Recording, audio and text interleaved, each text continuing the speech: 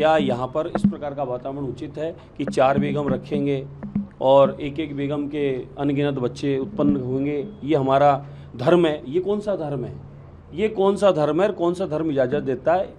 कई बार कोई कानून की बात आती है तो संविधान से चलिए, संविधान के अनुरूप चलेगा, संविधान से देश चलता है। और फिर कई बार इस प्रकार की बहुपत्नियाँ रखने की और कुछ भी किसी को धुतकार के निकाल देने की या फ़ोन पर बोल दिया कुछ भी उसको छोड़ दिया गया।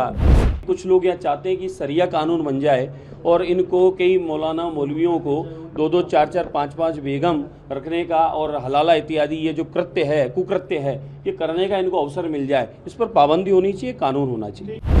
इस समय की प्रदेश की या भारतवर्ष की भिन्न भिन्न जगहों की मेरी भाषा में मैं कहूँ कि काल समय परिस्थिति अनुरूप कई बार हम लोगों को डिसीजन लेना होता है। इस समय जो परिस्थितियां हैं और जो आवश्यकताएं हैं उस पर आज समिति के द्वारा हम सब ने अपने अपने विषय रख दिए।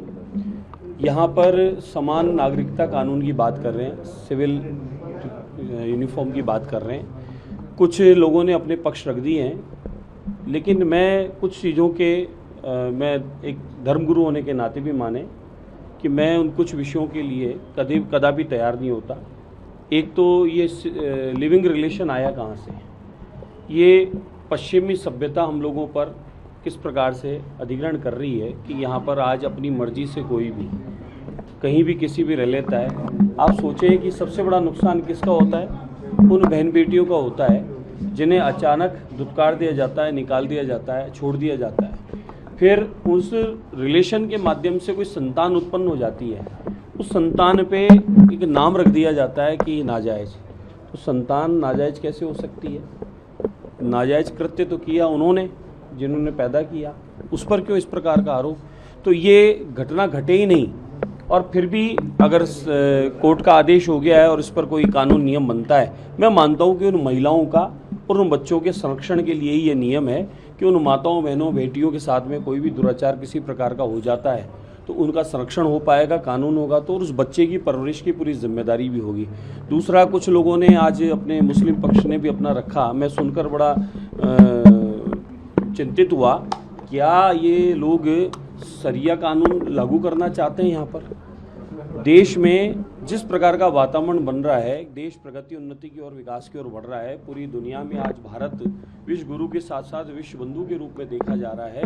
भारत की संस्कृति परंपराओं को पूरी दुनिया मानने लगी है। जिस प्रकार से क्या यहाँ पर इस प्रकार का वातावरण उचित है कि 4 बेगम रखेंगे और एक एक बेगम के अनगिनत बच्चे उत्पन्न होंगे? ये हमारा धर्म है? ये कौन सा धर्म है?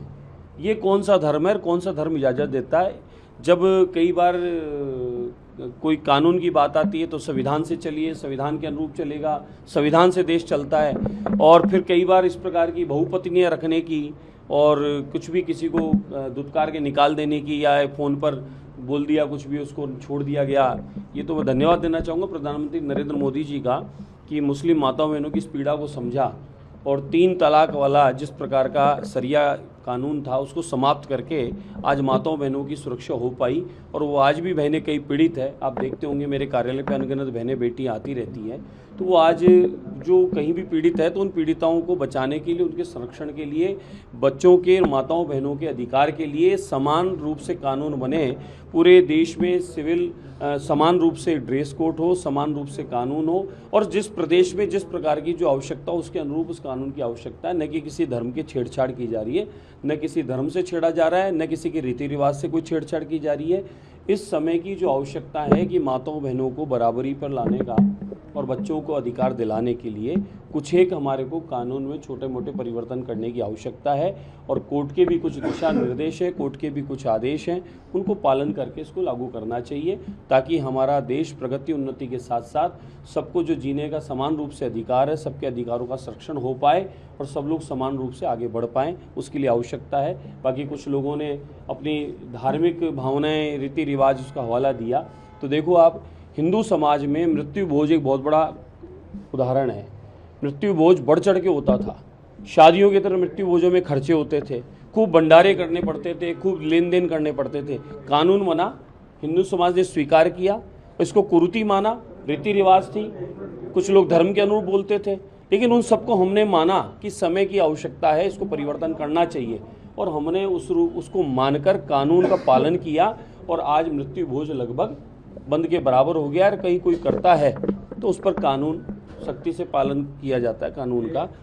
ऐसी अनगिनत विवाहों में खर्चे का, उस पर भी बनना चाहिए।